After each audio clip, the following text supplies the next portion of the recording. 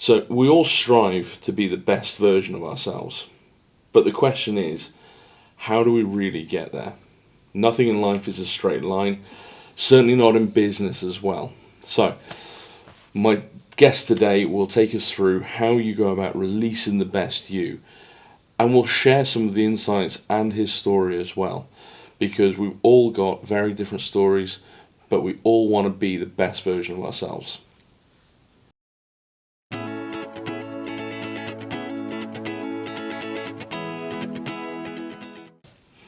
So, my guest today has very many layers, and we'll talk about them. But, Steve, introduce yourself, mate. I'm an onion. You are, mate. So let's start peeling back. Many layers. Good to see you, Matt. Thanks for inviting me in today. It's really good to be here. So I am a life transformation expert. I help people to become the absolute best version of themselves.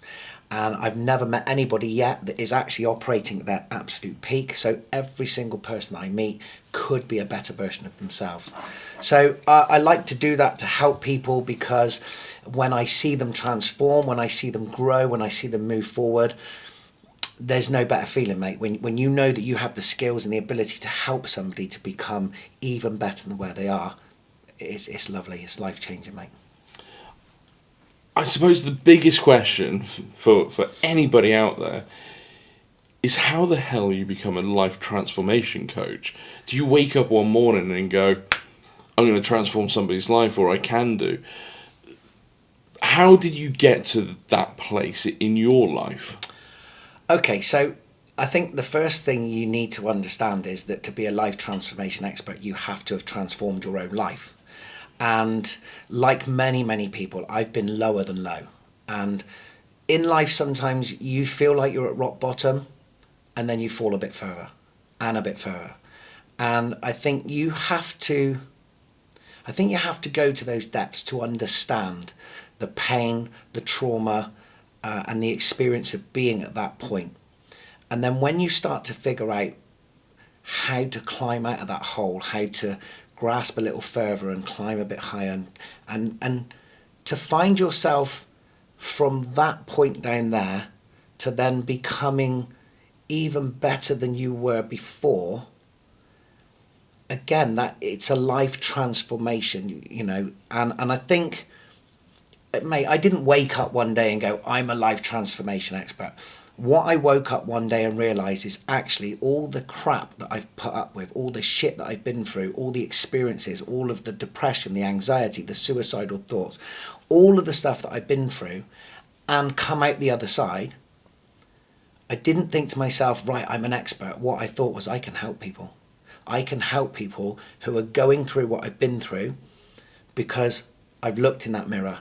I've peeked behind the curtain. I've seen what it's like, and to be able to live that experience, to come out of the other side and then realise that I can help people to do the same and have an even better life.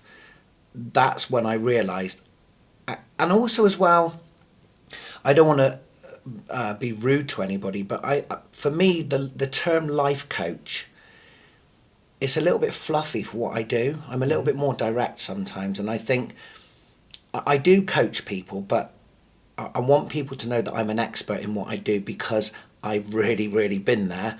And the other thing as well is, it didn't just happen overnight, Matt. Do you know what I mean? I mean, I was in the army from 1993 to 99, so there was 6 years there. Before that, I've had family members that have passed away from drug overdoses. I've had family members that have been in prison. I've had experiences of extreme poverty. Mum and I living in a 1-bedroom room together on our own, having to share a kitchen and a bathroom with other people who were drug users, finding needles on the floor when I was a kid. All these kind of experiences. My life has been very colourful, and it's had many layers and experiences. And I think it was probably, I would say only about less than that, probably only about 6 or 7 years ago, that I actually felt that I was qualified enough to call myself a life transformation expert, because at that point I thought, you know what, I've been through enough shit now. I've got the badges, I've got the T-shirt, if you can imagine that life is a painting and, you've got the sketch, I've managed to fill in all the colours in that picture now. Yeah. So now I'm ready to share that picture with everybody else, if that makes sense.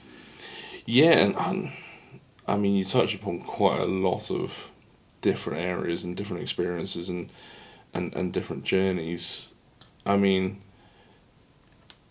one thing that I know that we've spoken about quite a bit is about, coming out of the army. Once you're in the army, and I've spoken to many people in the forces around this, you're told what to do, when to do, how to do it. You're given the equipment and everything, and then you walk out the door. Yeah. Kind of like, how was that for you? So they call it regiments for a reason. Everything is regimented. And like you say, you're told when to wake up, you're told when to go to sleep, when to eat, when to drink, what to wear, how to shave, how to iron your clothes. The first thing they did when I joined the army was shave my hair off and gave me a number. And now you're going for the mohawk. Yeah, I'm like, you can't take this. But that's what they do. And they have to do that because, when you join the army, I'm talking a long time ago, but I think the theory is still the same now. But when you join the army, they don't want you, they don't want Steve, they don't want the father, the son, the brother.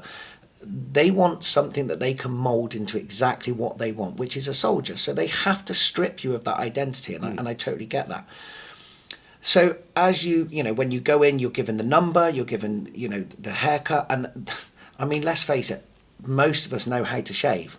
I was 18, I knew how to shave, I knew how to iron my clothes, but they expect that you know nothing, and they start right from the very bottom, and they build you into what they want. They mold you into a soldier. For me, I was an infantry soldier, so that then becomes your identity, and you have to forsake any feelings of empathy, sympathy, love, care, all of the non-combatant emotions, if you like. Now, no, everybody's different, so the emotions are still there, they're still inside you, but you mask them because that's not what you need to do in the army. You need to be brave, you need to be fierce, you need to be violent, so that's your new personality, that's who you become. And then when you go to a theatre of conflict, you have to forget any emotions that don't serve in that moment. When you come under contact, you have to be ready to fight and die. That's it. You can't have any quibbles either way. So when you come out the other side, the biggest thing for me, and many people that I've met, and even people that are leaving the forces now, the biggest thing for me was finding that identity again, scraping back all of that stuff that the army had made me. And don't get me wrong, some of those skills stay with me for life. I still iron all my own clothes. I don't allow Donna to iron my clothes, not that she would anyway, and I do that all the time. If I'm going out, I iron my clothes. I get up early, I make my bed. I still do so many things that were implanted in me in the army, but one of the things that I refused to carry on doing, and that was be emotionally bereft of any care, compassion and sympathy, because intrinsically and at my root, that's who I am. I'm an emotional person. I'm a loving and I'm a caring person. And at 50 years old, sat here being as strong, fit and as healthy as I've ever been, for me to say that, it feels good. It feels really good to know that I am a kind, gentle person. I can still tap into the army bit when I want to, but it's very rare. So again, we had our rent paid. There was no council tax. If it was taken straight out of your wages, your electric, your gas, everything. What you had left at the end of the month was your money. Yeah. So when I came out at 24, bearing in mind I joined at 18, so my whole married life at that point had been in the army. Me and Donna got married between phase 1 and phase 2. So my whole married life had been wrapped up in cotton wool, if you like. Yeah. So not only did my personality become different, my only experience of married life was having everything done for you. So you're absolutely right, mate. When I left, it was hard. It was really hard because I just thought, I did a resettlement course. And it was a computer maintenance and installation engineer, level 3. This is back when we had Pentium 3 microchips. And the only job, so I did, it was basically a tick in the box for Yeah. them. They gave me this course. I went down to Clacton for a week. I learned how to basically build, to put together a laptop for somebody's specification, which at the time I thought was amazing. I'm going to be a computer engineer. This is going to be great. The reality is a bit different. They set me up with a recruitment agency who were absolutely shocking. I was offered one job. That was in London. Bearing in mind, I was living in Colchester. So it was in London. The starting salary was 13,000 a year. Now, this is quite a while ago, but even then I had 2 children and a wife. Yeah. And I just thought, what am I going to do? How am I going to do this? When we get turfed out of our army accommodation, I've got to find a house. I've got to start paying council tax. I've got to start figuring this shit out pretty quickly. And the irony being, one of the reasons I joined the army in the first place is because Donna was pregnant with my first daughter, and I was only 18. And it dawned on me, I thought, I need to grow up really quick. I need to be an adult really quick. I've now got a wife. Well, this was just before we got married, but I now got a wife and a child that are dependent on me. And I was a trainee chef in Western Superman. I thought, nah, I need to do something pretty quick. Yeah. The funny story is, Matt, so I was a trainee chef. I was at college, and Donna was a hairdresser and beautician. As you can tell, we both left school with 0 qualifications. And if you weren't qualified to do anything, that's where you went. You were a trainee chef or a trainee beautician. So we'd both been to college one day, and we were living on our own. We'd moved into an accommodation. And I remember it clearly. I went home and Donna was like, all right, love, do you have a good day? Yeah, not too bad. What was yours like? Yeah, it was really good. She said, what do you get up to? I went, I've joined the army. She was like, what? I said, yeah, I've joined the army. She was like, what do you mean you've joined the army? And I said, listen, love, we need to do something. We've got a baby on the way. Chefing is no good. The money's no good. The hours are terrible. Hairdresser and beautician, we need to do something. And I was in the Army Cadets and I'd done rather well there, so it was like, it just seemed a logical progression. And she was like, okay, when do we go? And I was like, it was that moment I knew we were going to be together forever, because she just was like, okay, well, yeah, I trust you. Yeah. And 33 years later, we're still married. And yeah, it was a bit of a whirlwind. So, Mate, I mean, I think if I went home to my wife and said I've joined the army, it would be a big double take, let alone kind of, what have you just done? In all honesty, though, Matt, I think I look back and it was the right thing to do. I don't regret my time in the army. I had an amazing time. I'm still more than friends. Like, I've still got people that I served with. Yeah. They're my brothers, and I speak to them all the time. And I did some amazing things. I jumped out of an aeroplane thousands of feet in the sky, parachuted over Cyprus. I've dove 25 meters below the Red Sea, skied in America and Canada. I've been all over the world, and I would never have done those things, and I got paid for it all. Yeah. Now, obviously, you got the shit side of it as well. I choose not to think about that or remember any of that. It's all about the good stuff and the good experiences. And it did. It gave me the chance to grow up very quickly and look after my wife and my daughter. And so, yeah, I don't regret it one little bit. It was amazing. But, so, where are you at now? So, because we've touched upon the life transformation stuff, but like you said at the start, you're an onion. There's so many different layers, because randomly, or what seemingly is random, you've got a doggy daycare. Yeah. I'm sure you don't mind me saying this, but it's a happy, healthy 6-figure business. Yeah. As a doggy daycare. Yeah. So, talking about the rough times where you're in that accommodation with your mum and it's just the two of you, you're sharing, bathroom, kitchen facilities with other people. Obviously, you and Donna, young lovebirds, starting a family, and then going, right, we're going into the army, and kind of now the journey is taking you to not only having your coaching business, your life transformation business, but also a 6-figure doggy daycare, living in the country, couple of alpacas. Yeah. I mean, like, this is why one of the first times we actually sat down, I said that, I think I said that, like, you fucking piss me off, like, because every time we'd kind of spoken or seen at networking, you're always talking about life transformation. Yeah. And you go, actually, there are so many different facets to you, because it takes a lot to build up any business, let alone, say, a doggy daycare. Yeah. It takes a lot to come from where you have been to where you are now.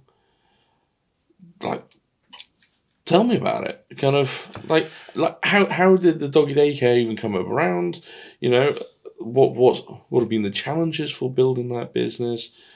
So the first thing to think about, and I think this is an ADHD thing, I will never give up.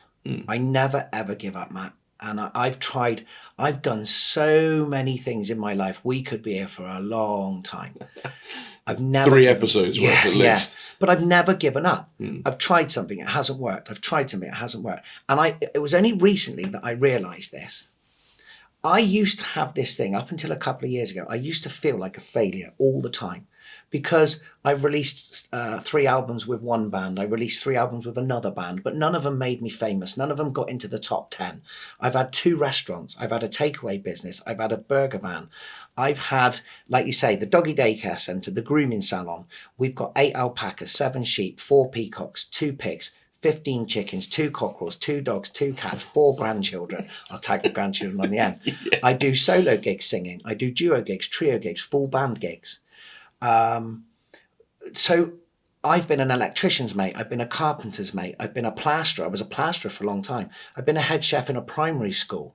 I had a business called The School Chef, where I would go into schools, not university, that would be weird, schools, YMCAs and churches, and I used to teach children how to cook. I used to teach their parents how to buy shopping and cook on a budget. Mate, the list goes on and on and on. I've done so many things. More jobs than Mr. Ben. Yeah, but the thing is, I always had this thing where, right, that's not doing what I need to do, move on. That's not doing what I need to do. And there's a meme, and it's like this. It's a guy, and he's got a pickaxe, and he's trying to search for the diamonds. The diamonds one, yeah. Yeah, and literally he stops there, and the diamond is on the other. I'm positive that's been me probably about 10 times in my life.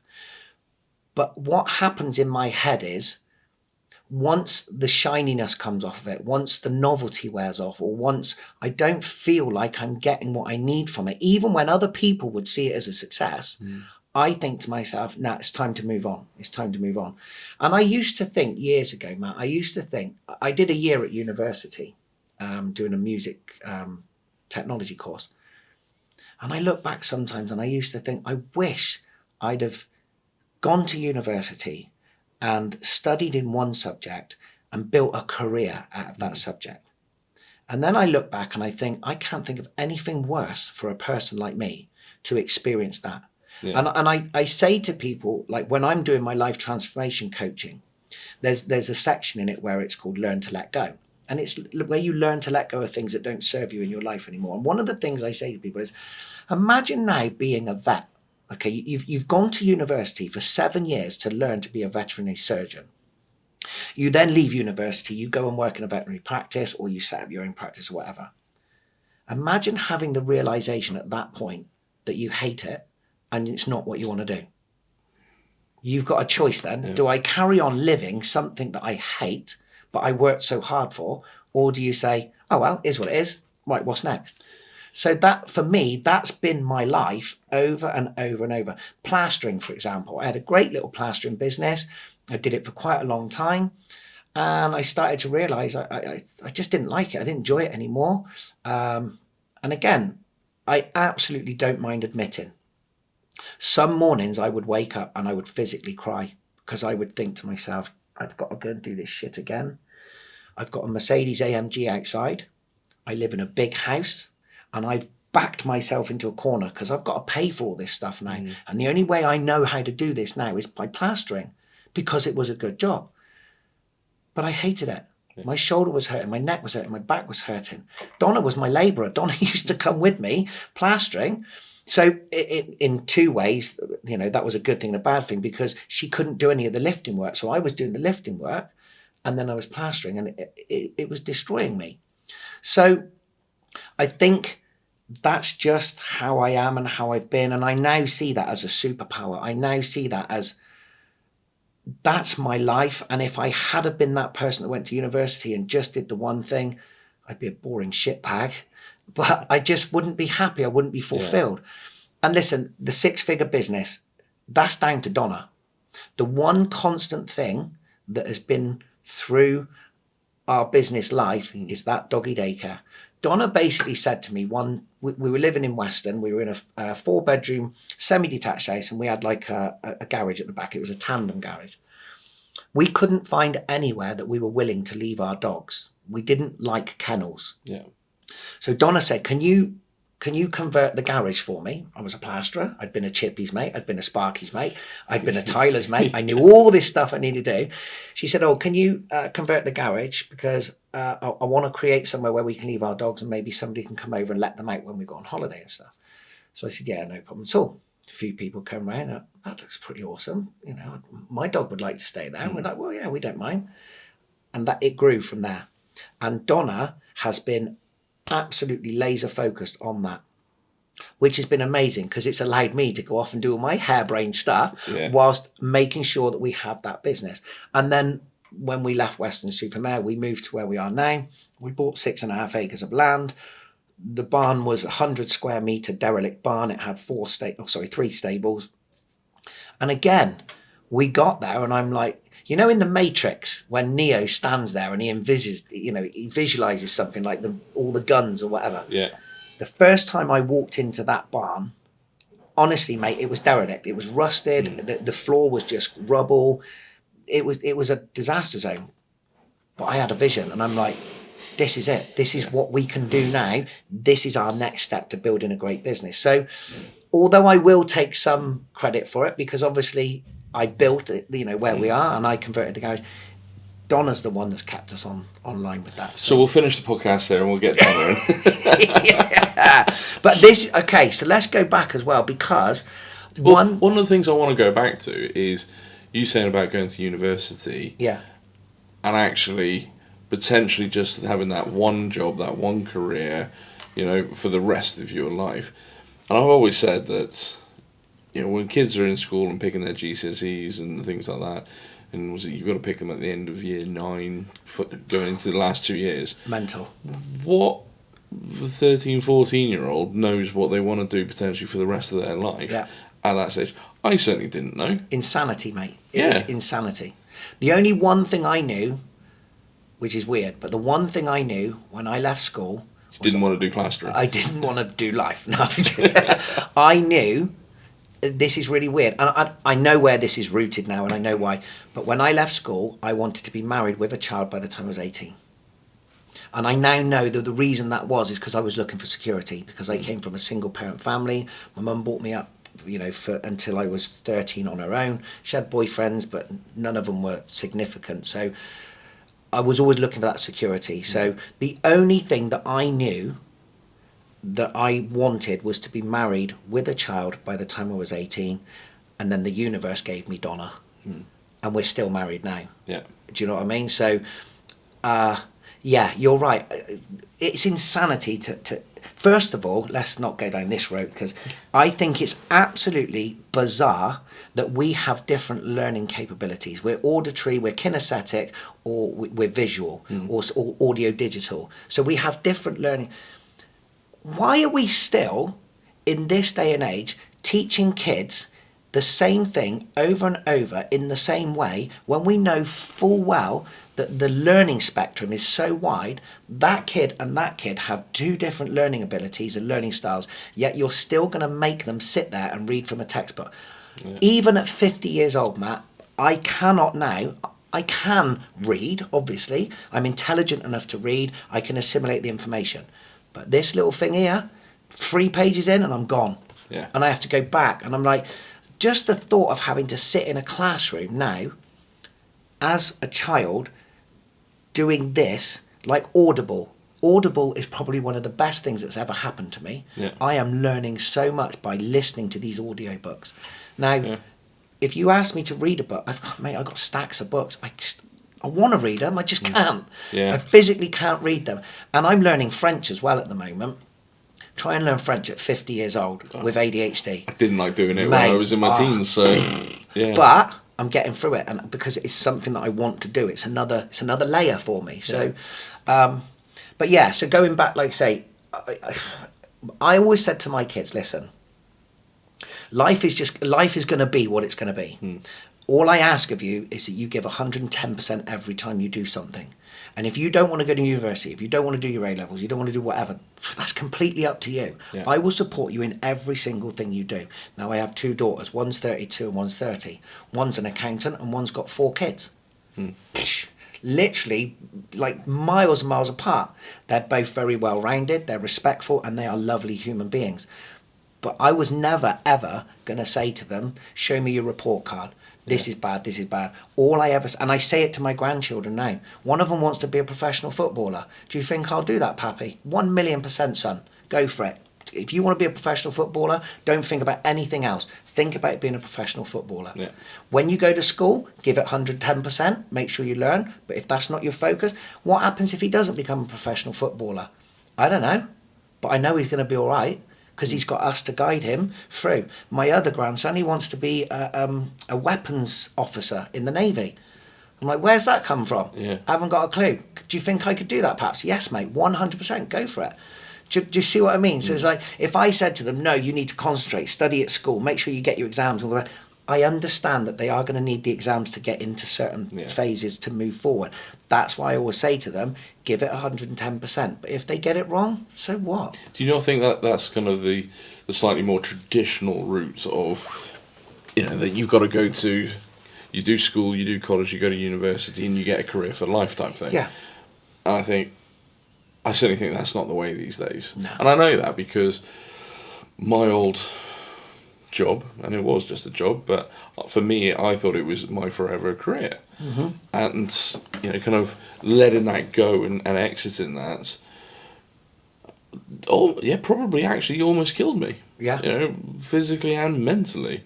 It's taken me a while to kind of say that, but actually that was the case, because I thought that it was my forever, and then the thought of leaving that, I even said it to Brad on his episode of, he kept telling me I was swimming while holding gold bars. Yeah. And it's absolutely true, because I was literally just treading water. Yeah. And there was no rhyme or reason to it.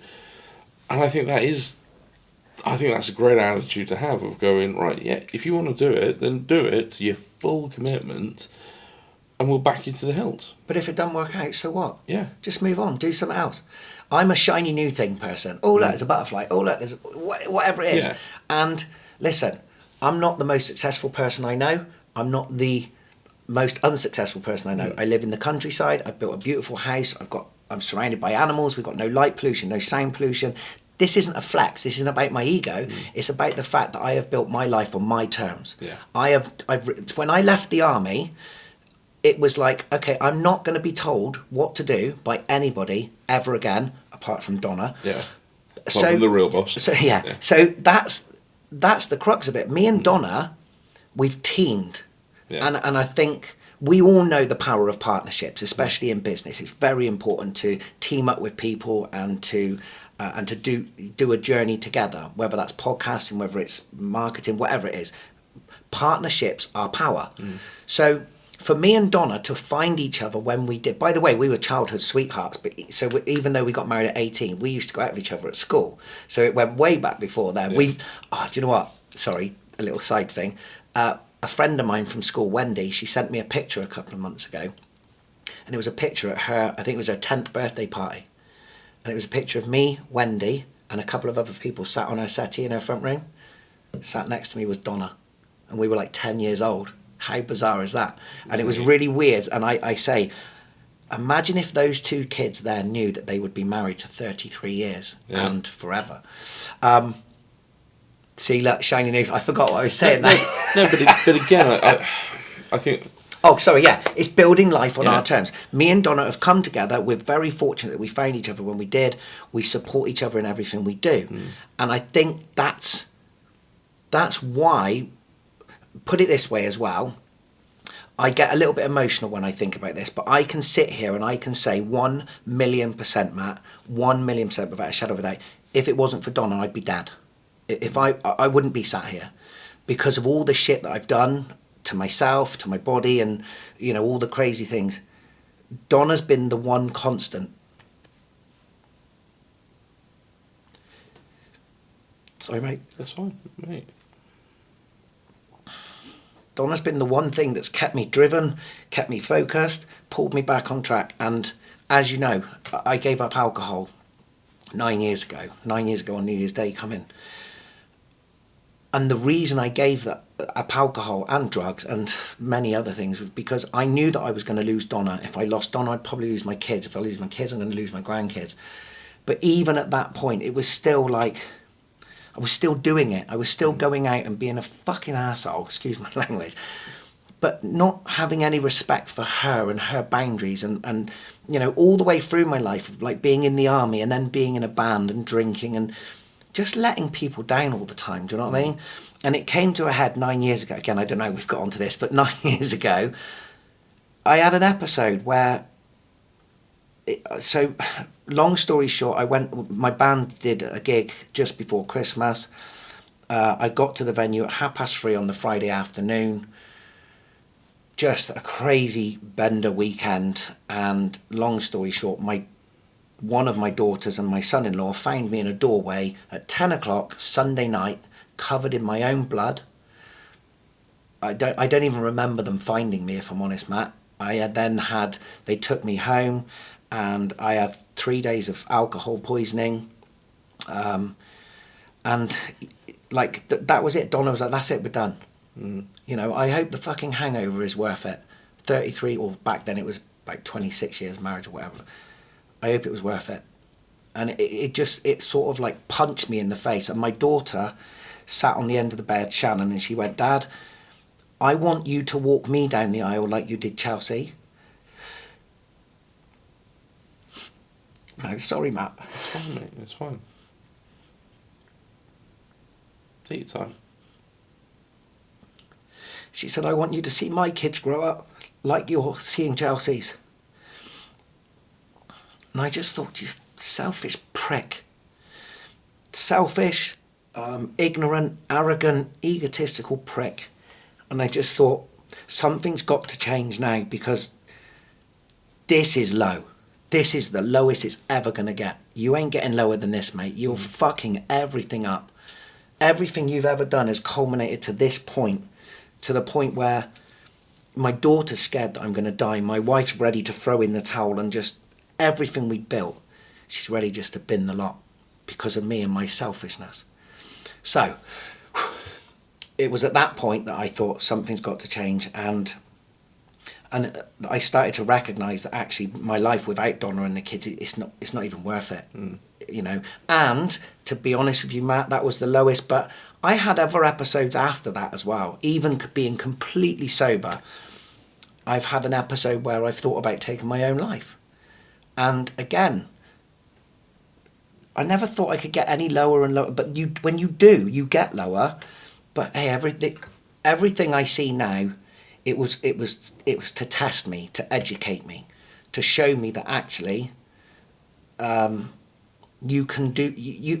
It's almost like sometimes I feel like I'm stood there, and I've got, I don't know, AJ on one side, Tyson Fury on the other side, and they're just literally hammering me.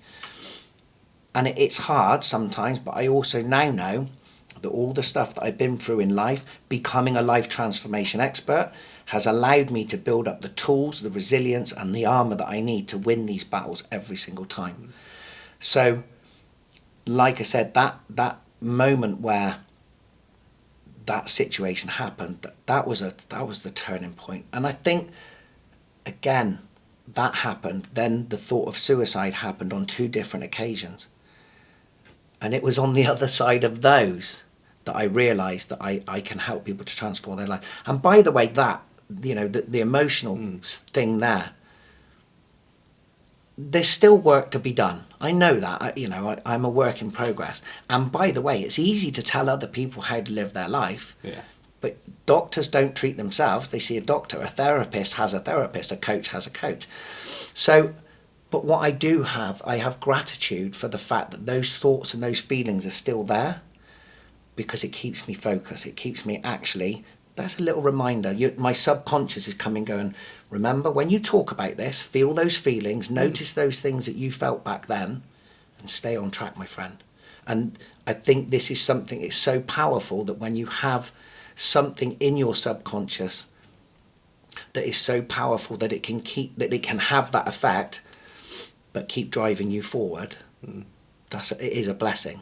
Doesn't look like it, but it is. Yeah, and that's the thing, there's a lot of raw emotion coming out of it there, but everything that you've been through has got you to this stage. Yeah. Has got you to a stage where you're now creating a business where you can help other people who feel like they've got to rock bottom, have no way to turn, not feeling the best them. Yeah.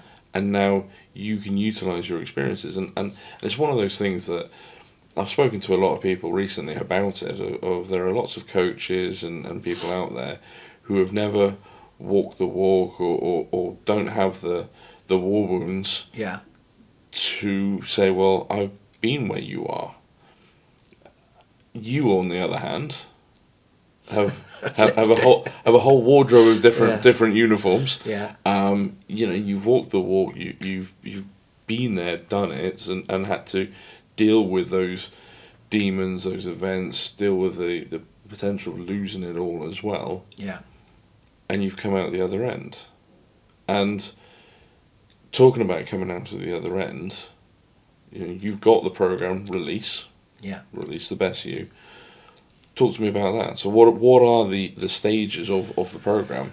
Obviously not giving away any trade secrets. No, I give away all the secrets. It's me that guides them. That's the difference. You can have all the information. Yeah. It's what you do with that information, how you utilise it. So, okay. So how did Release come about?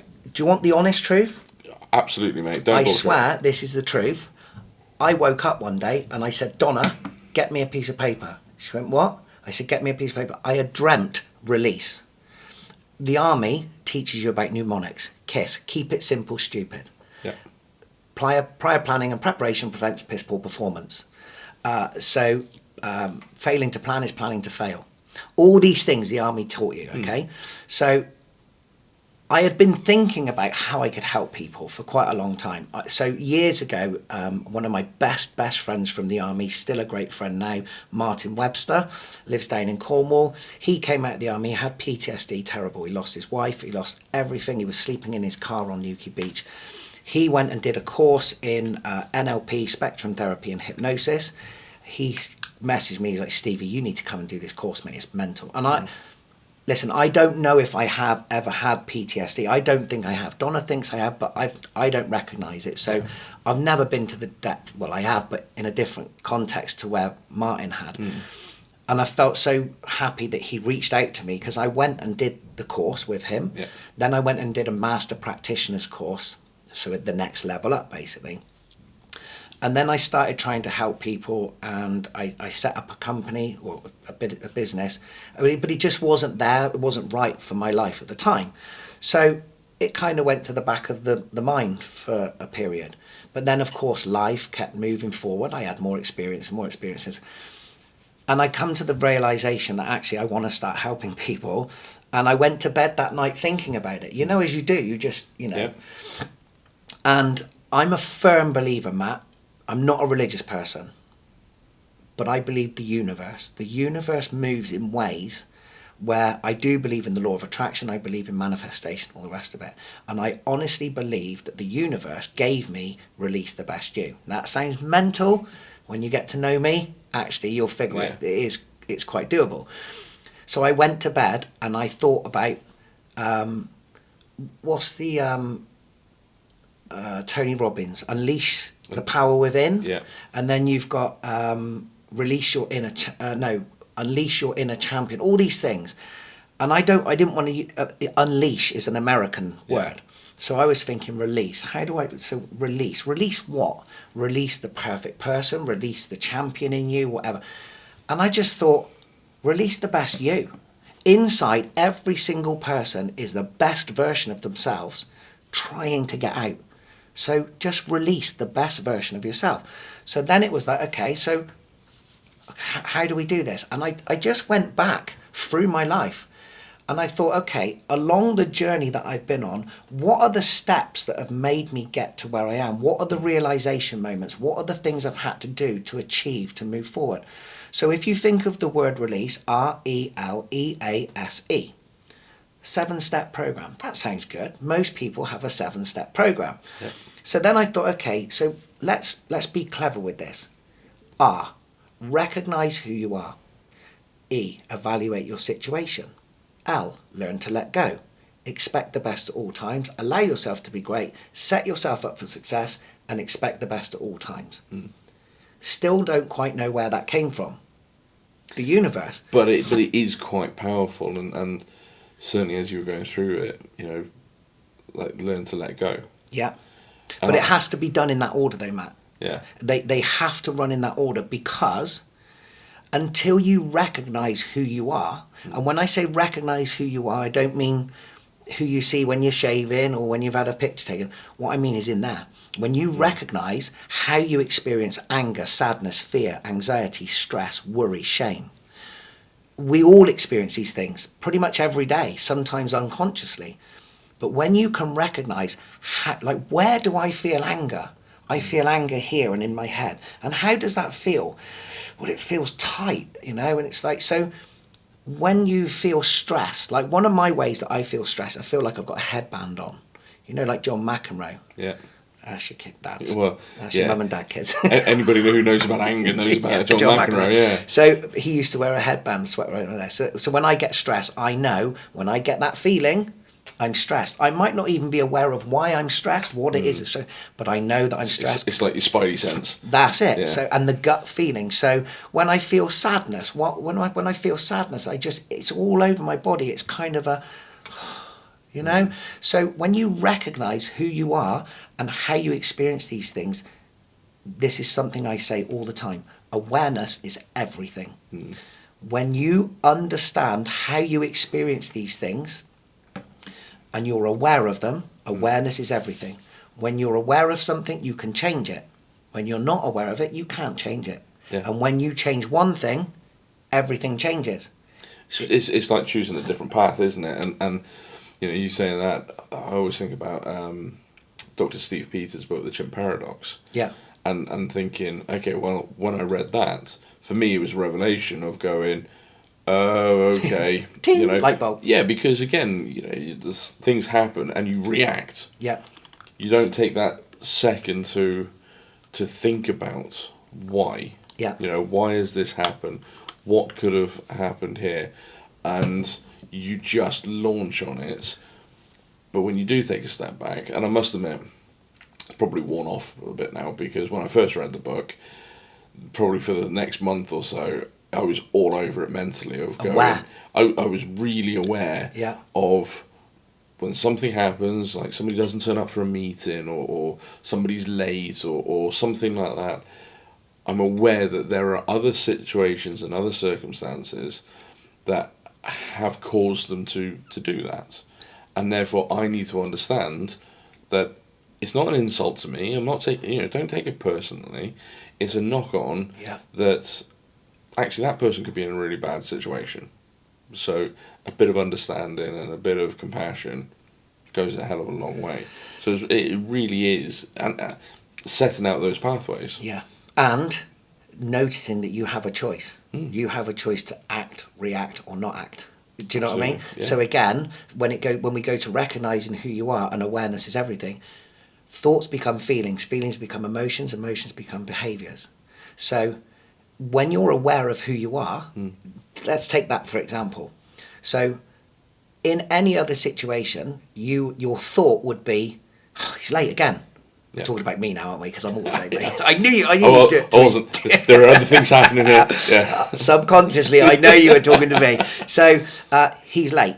So my thought is, well, that's a bit of a piss take. So that thought becomes a feeling. That feeling is frustration. I'm frustrated now. That frustration becomes an emotion, which is anger. Okay, so I'm angry. So I've thought about the fact that he's late. I'm now frustrated about that. That's created anger.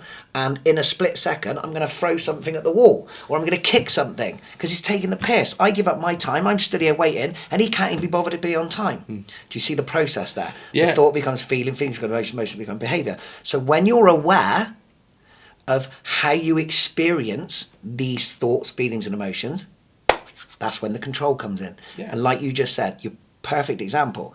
So old me would have gone, he's late, this is taking the piss, how dare he, blah blah blah.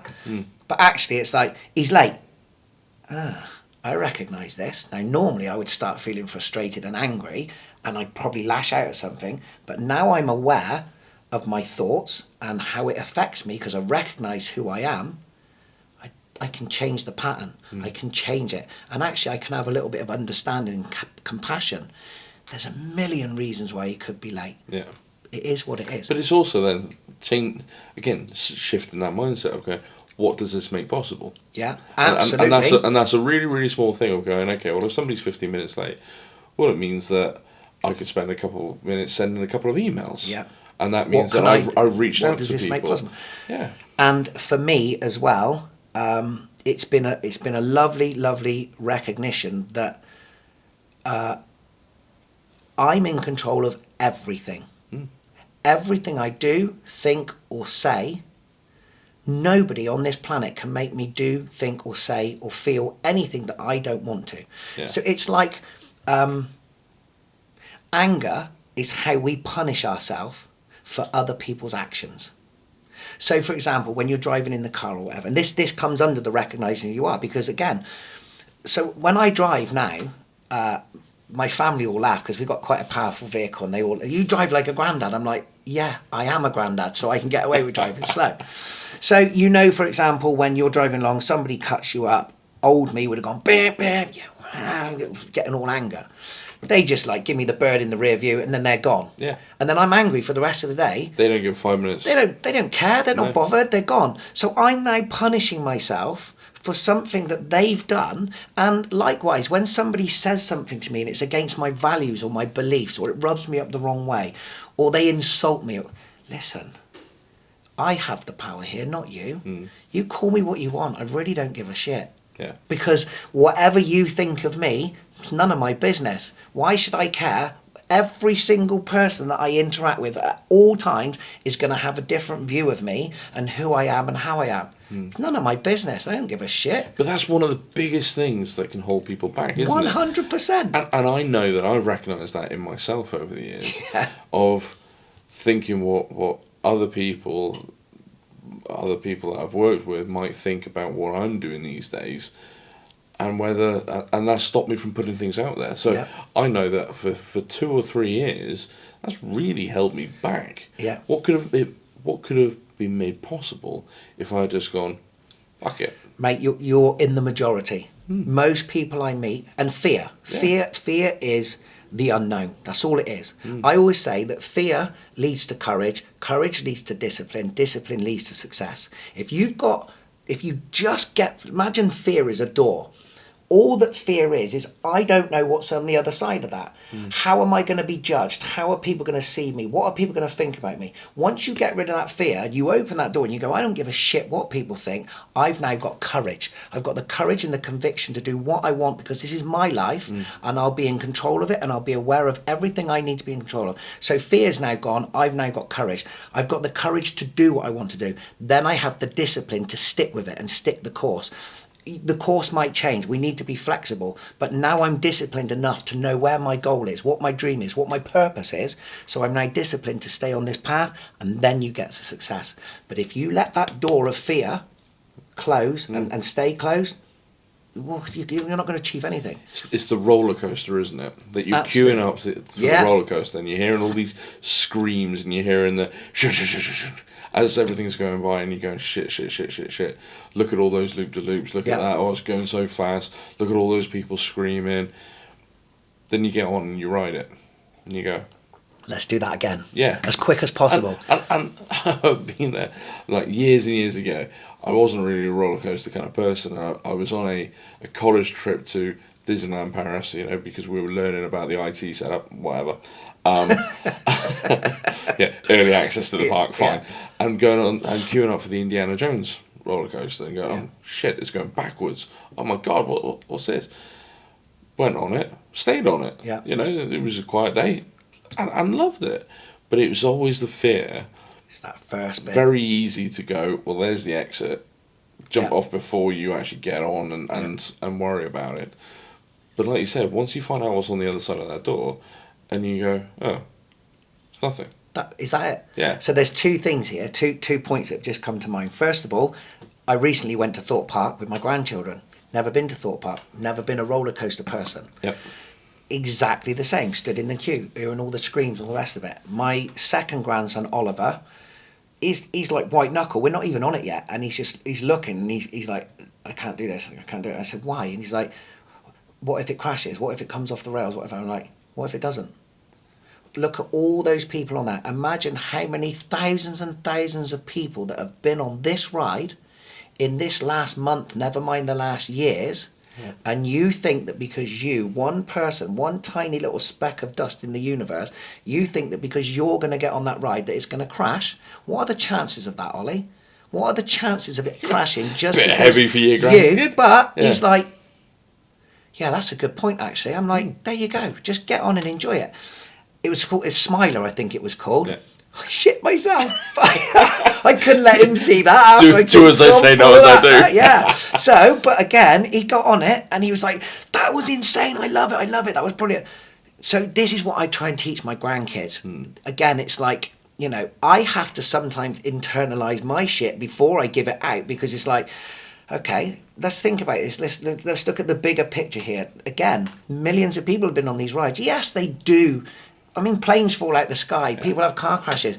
The chances are, it's not going to happen to you. So just do it. But this is the thing. When you see that kind of, when you have a look at the flight plans or whatever, and you see all the little planes going over, I mean, there's shed loads of flights every single day. Yeah. Every single hour, and we hear of maybe one plane crash every, whatever. Like, you're statistically more likely to get run over in the street than you are dying in a plane crash.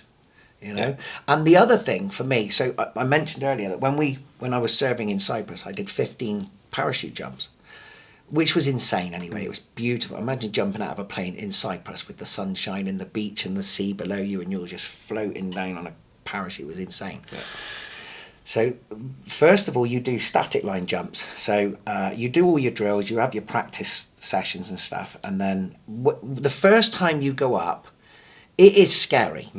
I mean, you're about to jump out of a perfectly good plane. Yeah. But there is a little caveat to that. You're on a static line. Whatever happens when you jump out of that plane, that static line is going to open your parachute. Yeah. It's a fail safe. So it's still scary, obviously, but you do it, and you do 3 static lines, and all you have to do is when you do the jump, you have to make sure that you can pull your ripcord, show it to the instructor above. And then that's proved to them 1,000, 2,000, 3,000, pull canopy, check canopy, that sort of thing. It's probably different than that, but it's a long time ago. Once you've done that 3 times, then you do it without the static line. That's when shit gets real. Because you're in the big hangar, packing your own suitcase, packing your own parachute. If you're packing a suitcase to jump out of an airplane. So you're that, obviously it's supervised, but you're packing your own parachute to go back in that plane for the first time, and you are in control of opening that parachute. You get it wrong, that's when fear comes in. Yeah. And I think for me, that's when I realised, 1, the power of fear, and 2, that thing of it just being a door. Because once you're through it. So when I did that parachute jump and I opened it up and I'm there, I'm just floating around like this, looking at, I'm thinking, you're in that moment. It's beautiful. This is stunning, mate. I could not wait to get back in that plane after I'd packed my parachute again and get up there and do it.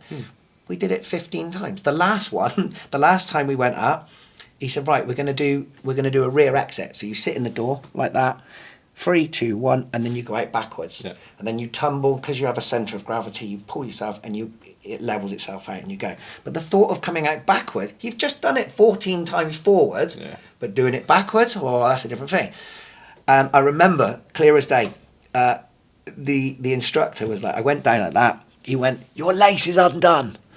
I went, "Sorry?" He went, "Your lace is undone." I went to look at my lace and he kicked me out. Oh my God, it was absolutely brilliant. But again, another experience with fear, dental work. Obviously, I've got these lovely shiny teeth. Yeah. I've always been petrified of the dentist, always, since I was a kid. When I was about 5 years old, my mum's dentist said, "Look, bring Stephen in. He can see you having some work done. He can then realise that, look, this is fine." So they took me in and I witnessed my mum having a root canal. The worst thing they could have ever done for me, Matt, was take me into a dental surgery to watch my mum have a root canal. I was petrified all through my life. And because of that, I didn't look after my teeth very well. I used to drink Coca-Cola like it was going out of fashion. And then I joined the army and we were due to go to Northern Ireland and I had wisdom teeth up there, but they weren't quite through yet. So they decided, let's cut them out. Let's literally cut his fucking wisdom teeth out just in case they come through in Northern Ireland. So all these things led to me just being absolutely petrified of the dentist. And I went over to Turkey to have work done on my teeth. And I'd paid a lot of money to be there.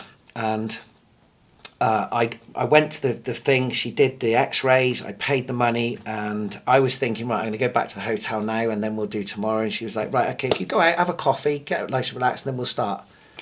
I was like, sorry? She went, yeah, we'll start this afternoon. I went, what, my teeth? She's like, yeah. And I walked out, and so Donna and my daughter and my grandkids, they were in a hotel an hour away. And I can honestly tell you, mate, I have never felt so lonely in my life. I felt like a little boy. Yeah. I literally regressed to being a little boy, absolutely petrified. And I phoned Donna, and I had tears in my eyes. I'm like, I can't do this, Donna. I can't do it. And she's like, well, come back. Just don't do it. And then something clicked, and I thought, sort your head out, you dickhead. You're a full-grown man. What are you doing? But I then got in the chair, and I've been in situations in my life, some crazy situations, but sat in that chair, actually trembling with fear. You know, when you see a dog tremble, I was like that. And I said to the woman, I said, I'm so sorry. It was she was a female dentist. And I went, I'm really sorry. And she went, listen, don't worry. We see this all the time. Would you like some diazepam? I'm like, yeah.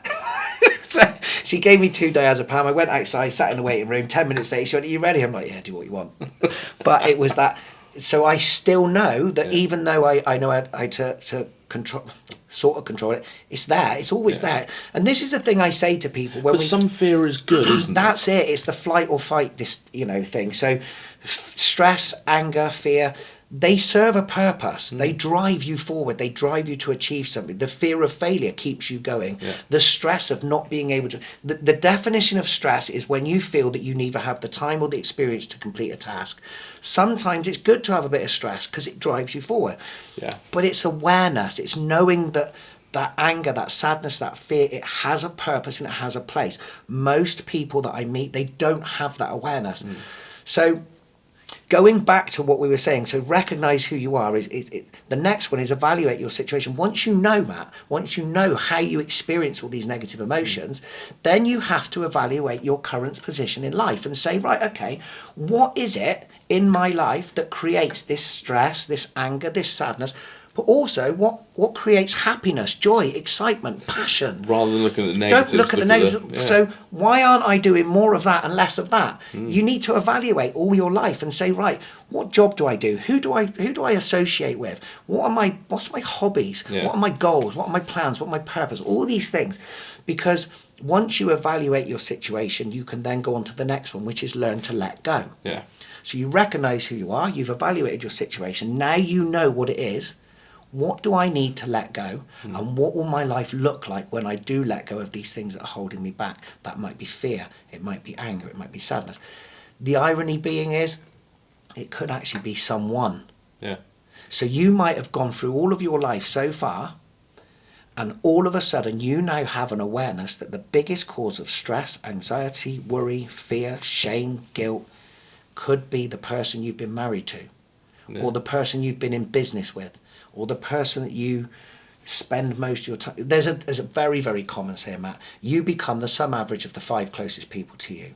If all of a sudden you have a realization that actually the people you're hanging around with, they're holding you back, you got to let them go, my friend. And I've been there, and I've done that. In different situations where, and by the way, when you get to this point and you become self-aware and you recognize that these people are holding you back, some people, they will call you arrogant, they'll call you rude, they'll call you egotistical, and all it is they have a lack of understanding about themselves, and they don't recognize that you've grown. You've grown immeasurably, and you've left them all behind. And you will find out then who your true friends and you'll find out who champions your success and who doesn't. And you'll be very surprised at how many few people actually want you to succeed and become more. So this is why I now move in networks where this sounds a bit rude, but it's not rude. It's a self-preservation thing. I only interact now with people that bring value or goodness to my life. I don't have room for negative Nellies. If you don't believe in me, you don't believe in what I'm doing, or you don't trust what I do, that's fine. Hey, again, what you think of me is none of my business. I'm ready to let you go. Because there's somebody behind you waiting in the queue who's going to bring value to my life. They're going to be, and I'm going to give value to them. It's an equal exchange. It's an exchange of energy. So once you've let go of something, that makes room for something more. So what is it? What do I need to be doing more of? Yeah, it's almost thinking of, you've got that battery. Yeah. And that if actually 50% of that is being taken up by hanging around with the wrong people, by putting the energy into the wrong things, when you let that go, when you cut off those connections, what does that extra 50% of that battery make possible? What could you achieve if you put that energy into other relationships or other things? And again, the whole champion thing. I always kind of think about, people have always said LinkedIn. You'll get so many more reactions if you say that you've got a new job, rather than going, I've started a business. And I've made that leap. And I remember that, of going, staying with a previous company, of going, why don't I start my own business? And the fear, and again, going back to that fear and self-realization, the moment I kind of cut things off, right, I've started to build a life for myself. On your terms. On my terms. Part of the fear was, well, what if nobody pays me? The ironic thing is, and shock, but I wasn't being paid at the time anyway, for various reasons. So I had nothing to lose. But then that also begs the question, I'm not saying I'm a master of it, but just flip. Flip everything. What if I don't succeed? Yeah, but what if you do?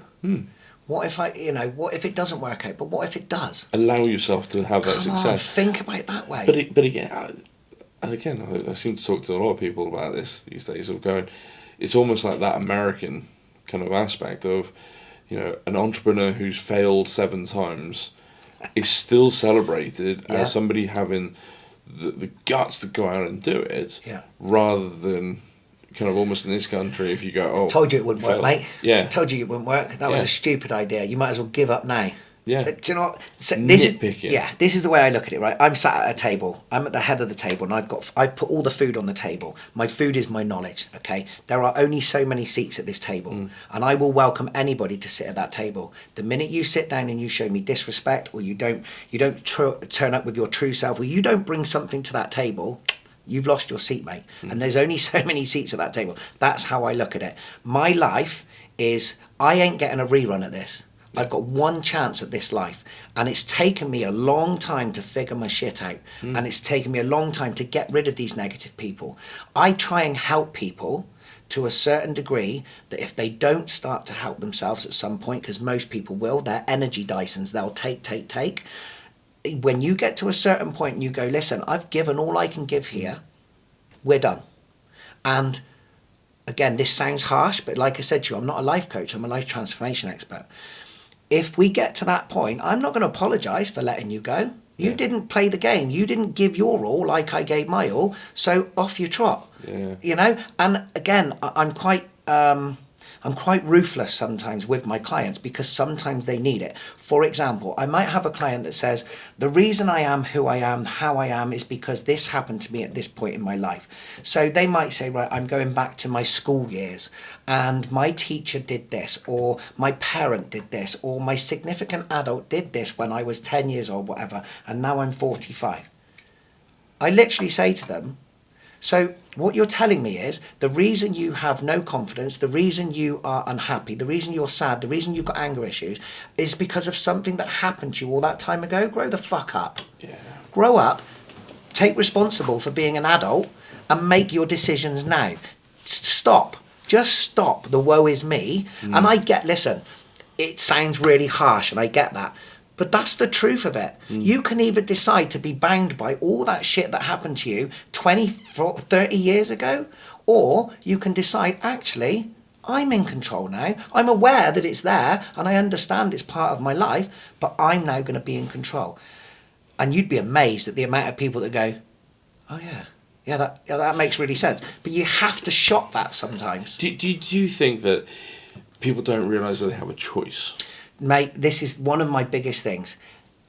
And I do get questioned on this a lot, and I understand why.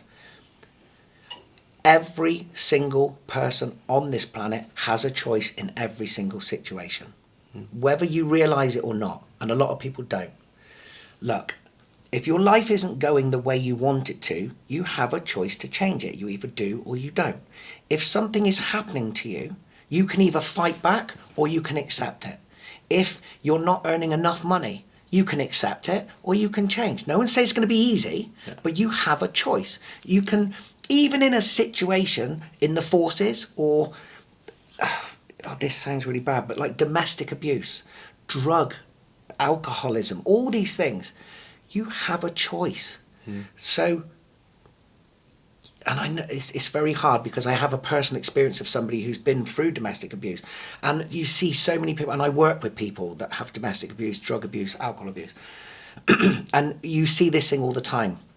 People will say to them, why don't you leave? Why don't you leave? Hey, it ain't that simple. You get, a narcissist will eat away, and they'll make these people feel worthless, useless, and all the rest of it. But at the root of it, they do have a choice. They can either stay or they can go. It's not necessarily easy, but you've hit the nail on the head. Most people, the majority of people, they don't realise they have a choice. And this is where I've been many times. And I remember when I gave up plastering, and I remember the words I said to Donna. When I was plastering, I hated it, and I said to Donna, I need to change something, because we might lose the house, we might lose the car, but if I don't choose to change this, you're going to lose me, because I can't live like this. And I mean that in the sense that I'm that low, I'll take my own life to get out of this shit. And again, it fucking hurts to say that, but I had a choice, Matt. And I'm so lucky and I'm so grateful that Donna was like, well, do what you have to do. I'll always stick by you. And then I went to a school and became a chef for kids. Money was terrible. The hours were shit. The job was... But those kids, man, that I was high-fiving them when they were coming in.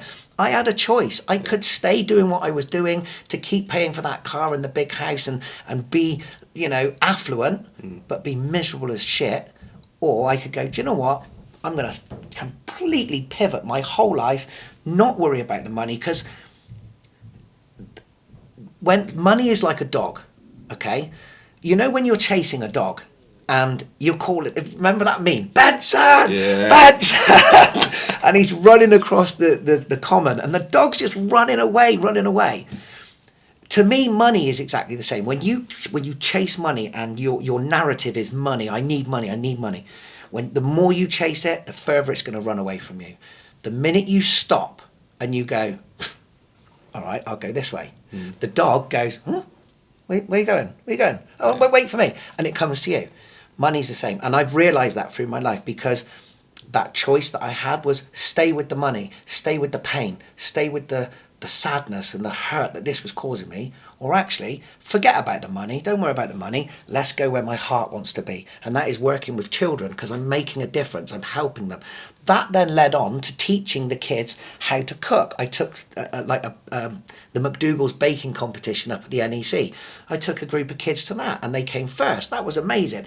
Then it was like, right, I'm going to do cookery lessons for these kids. Then the parents were like, well, how do I do this on a budget? Can you imagine the feel-good factor I felt when I was working with these kids, teaching them how to cook, teaching their parents how to cook, and then I was being paid to go to other schools. So the money came, and the business grew. But that wasn't the outset. That was just, I need to go where my heart tells me to. So that's the thing for me. Like you said, mate, everybody has choice, whether they know it or not, and whether they're brave enough to get through the fear, to have the courage to make those choices. That's up to them, you know. Yeah, absolutely, and it does make me think. I've had those self-realization moments in terms of, where I was to where I am now, and trying to swim with the gold bars, as Brad said, and actually, not kind of being in bad situation. Well, I mean, to be fair, if I'd stayed where I was, then I would have. I wouldn't be here now. Yeah. I literally ended up in hospital, and discharged myself because I had to be in the office the next day. Yeah, and just going insanity. Like, what the hell? Yeah. There's no bravery medal, no pat on the head, a good boy or wage anything rise. like that. No wage rise. No wages. I wasn't even being paid. And it was just those kind of moments of going, like, getting to that stage. But I recognise that I should have jumped ship years before I did. Yeah. But I persevered and thought I was being the brave boy of staying there, and actually no, I wasn't doing myself any favours. Yeah. And I had to make that choice. I think that's the other thing as well, isn't it? Like, we as people, a lot of us will keep doing something because we think it's good for other people. Well, see, it's the definition of insanity, isn't it? Doing the same thing over and over and expecting a different result. Exactly. Yeah. So this is another thing that becomes quite obvious in my program. Everything starts with me. Everything. And I always say to Brad about this, I call myself Captain Cliche because I'm full of cliches, but everything starts with me. You cannot give what you do not have. If you don't have energy in yourself, how are you going to give energy? If you don't have love for yourself, how are you going to give love? If I said to you now, give me a plate of fish and chips, you can't, because you haven't got one. Yeah. It's that simple. So again, with my clients, I say to them, you have to wake up every day and you have to understand everything starts with me. So you have to say, I am happy, I am driven, I am content, I am enough, I am. When you start from a place of gratitude of who you are, where you are in your life, you're starting in a good place. But lots of people, they wake up, they don't think about themselves, they don't give themselves that self-care, that self-love, because they're too quick trying to do things for other people. But you can't, you have to start here. And like on my course, again, or the program, people, I say to them, wake up, daily gratitude. What are you grateful for? Your health, your family, your material things, whatever it is. Just show gratitude that you've got it, because some people haven't. That'll give you a good feeling straight away. What's your goals for the day? What are you planning to achieve? Is it a fitness goal? Is it a health goal? Is it a work goal? Is it a monetary goal? When you start from a point of it all starts with me, and you take responsibility for who you are, how you communicate, the words all the things that you take responsibility for, then you're in control. And it all comes back to this being in control again, doesn't it? Yeah. So again, like you said, most people get up in the morning, they leave their house, they go somewhere where they don't want to go, to do a job that they fucking hate. 9 times out of 10 for somebody that they hate even more than the job, to get not enough money to pay for their bills. Then they go home, they eat food, they go to bed, and they fucking do it again. Insanity. What do you think is going to happen 10 years down the line when you keep doing this shit over and over again? Unless you put a pattern interrupt there and go, right, I've got a choice here. I can stay on this rat reel, or I can look after myself for a change, pivot, go a different direction. Let's see what this brings out in life. And honestly, mate, the amount of people that I've seen completely pivot their life, and the other thing is, like you said, a lot of people, they're not aware that they have a choice. I've got a client that I work with at the moment. I spoke to her last night, and she's doing a job, and she kind of likes the job, but she's not earning enough money. And I'm like, well, why aren't you doing something else? Well, I don't know what else to do. You don't know what else to do. Let's go back a step when we talked about evaluate your situation. Let's look at all the qualifications that you've got. You're telling me that you have no other choice. Yeah. And then I gave her, within 5 minutes, probably about 5 or 6 different combinations of things that she could do, still working within that, you know, what she's doing, but make more money. And she was like, oh my God, this is mind blowing. I'm like, yeah, it just needs somebody else to look from a different thing and tell you, there's your choice. Yeah.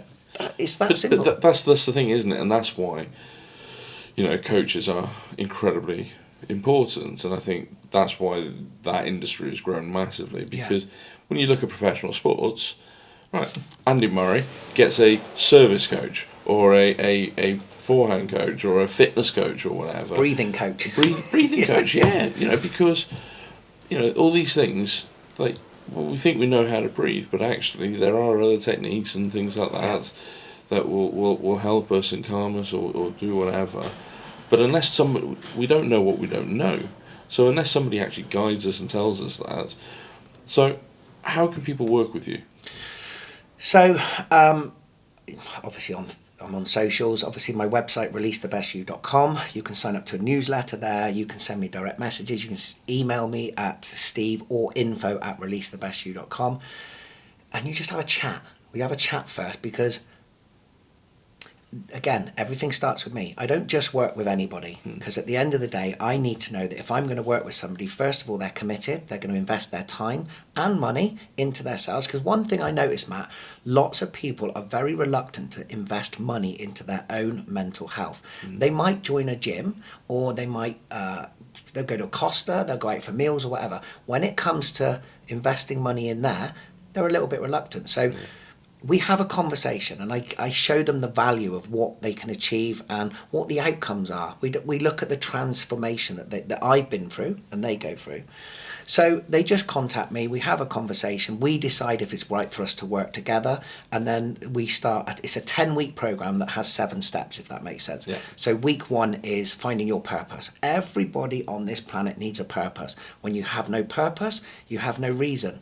And when you've got no purpose to aim for, you've got no goals, you don't know where you're going. It's the same, like, for me, purpose is the same as a sat-nav. When you get in a car in the morning, if you just start driving, you're going somewhere, but you're going nowhere, because you don't know where you're going. You don't know where you're going to end up. So you just aimlessly drive around. Don't know what success looks like. Exactly. When you get in the car and you put your destination into that sat-nav, you know where you're going. That's your purpose. I know where I'm going. How I get there? Well, that's a bit different. I need to be flexible. But then I might have checkpoints. These are my goals. So I might say, right, it's a 5-hour journey. I'm going to make 5 stops along the way. I'm going to stop here. That's goal 1. I'm going to stop there, goal 2, all the rest of it. Then on the way to these places, you have little tasks. The tasks lead to the goals. The goal fits in with the purpose. So these are all the things we talk about in week 1. You've got to have a purpose. When somebody says to me, what is your purpose in life? My purpose in life is to be as fit, strong, as healthy as I possibly can, mentally, physically and spiritually, so that I give myself the best chance of living as long as possible to see my youngest grandchild turn into an adult. And while I'm doing this, I want to create financial and memorable legacy. Yeah. How clear am I on my mission? Absolutely crystal. Yeah. Everything I do aligns with that purpose. I'm fit, I'm strong and I'm healthy, but the reason I do it is bigger than me. It's not money, it's not material things, it's about my grandchildren. And when you have a purpose that is bigger than you, then you'll find it easier. You'll stay driven to it, because some people, they need more than material things. They need more than money. A purpose, when you think of all the billionaires on this planet, they could all retire. They don't need to work, but they don't, because they have a purpose, and their purpose is bigger than making money. Yeah. So this is what we do in week 1. Then we go through RELEASE. And then the last one, we summarise, we go back over, the week 9, we summarise over everything we've been through and we tidy up, we mop up any bits that we might have missed. And then the last one, week 10, is right, this is it now. What do we do now? Do we carry on working together? Do you want me to coach you through? Do you want me to hold your hand? Or do you want to try a different course? Do you want to go to different... It's all on the client. So it's almost like joining the army. Basically. Because you do that foundation, Yeah. you get them there, Yeah. and then Yeah. drive them Because forward. listen, life has a way of throwing curveballs every single day, and Yeah. even me, I can be as grounded, I can be as knowledgeable, I can be as balanced as I want, but something is waiting around the corner to test me and push me and say, right, how strong is your resolve to all this shit that you do, Yeah. all this stuff that you teach other people? Have a little curveball here, and this is it. So what I do is I help people to create a toolbox of things that will help them through their life, as long as they stay aware and as long as they stay driven and they have their purpose. And this is for people struggling with alcohol, anxiety, depression, bereavement, success. Because you also have business. I've worked with multimillionaires. I've worked with people that are homeless. I've worked with people that are at university. I've worked with people that are nurses, ex-police officers, obviously ex-service personnel, lots of ex-service personnel. Everybody's different and everybody has a different thing. So with working with me, you get a toolbox of awareness and becoming the absolute best version of yourself. So at that point, you're ready for whatever life throws at you. But by the way, again, this is a cliche, but every single day is an opportunity to be the best version of yourself. Tomorrow, it's as I'm sat here now today, I'm the best version I've ever been. Yeah. Tomorrow, I'll be better. Because today I'm going to learn something that will add to my toolbox. So tomorrow I'm going to wake up and go, I'm even better than I was yesterday. And when I wake up on a bad day, and I have bad days, Matt, we all have bad days, have them, yeah. I still get blindsided. But the difference being is now I go, okay, how do I deal with this? It is what it is. I can't control it. So I put it in the fuck it bucket and move on. Do you know what I mean? So that's when people work with me, that's what we get. We get them a purpose, a vision, an alignment, and we start them on that perfect lifestyle. Mate, we could talk forever. We certainly could, we often do. The amount of times that we've talked, and we should. We wish we'd have started this. Yeah. But I always like to finish with some quick fire questions. Okay, mate. Here we go. One 2-word answers. Okay. Yeah. So, what is your favourite word in business or leadership? Persistence. Nice. What business buzzword or phrase would you gladly ban forever? Say that again. So, what business buzzword or phrase would you gladly ban forever? What do you want to get rid of? Oh, it won't come to me. There's one that really, really annoys the shit out of me. Just one? Oh, mate, you got me. Oh, man. Okay, we'll come back to that. Yeah, come back to that. What kind of business or challenge in your business generally excites you? Say again? So, what kind of work or challenge in your business genuinely excites you? Something new, like challenge. Something new that I haven't even come across before. That excites me. Okay. What behaviour or habit in business instantly turns you off? Arrogance. Absolutely. When something goes badly wrong at work, what is your go-to exclamation? Sorry, Donna. I said work, not home. What sound in your working life do you love to hear?